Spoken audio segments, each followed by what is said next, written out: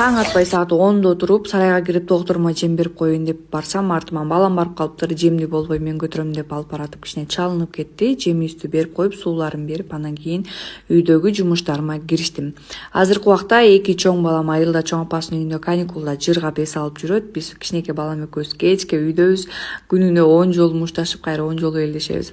Ваннаны да жуудум. Бүгүн болсо гүлдөрүмө суу бердим. Бир сыра гүлүңдү эмнеге эшикке чыгарбайсың дегендерге, эшикке чыгарсам мен тоогум жеп кетет же итим сүйрөп кетет да, ошон үчүн үйдө эле.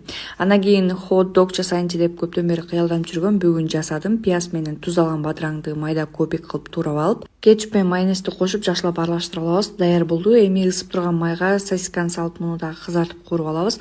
Булочканы өзүм үйдө жасадым. Кааласаңыз магазинден сатып алсаңыз болот.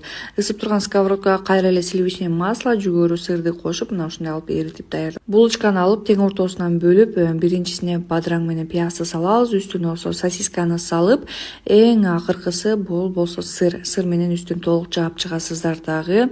Видеодо көрсөтүлгөндөй кылып майонез, кетчуп менен коздоп аласыздар.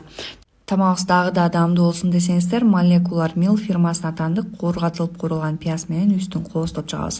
Рецептти өзүңүзгө сактап жана жакын досторуңуз менен бөлүшкөнгө унутпаңыз. Сиздер менен болгон Айдан Келинка, тамагыңыздар таттуу болсун.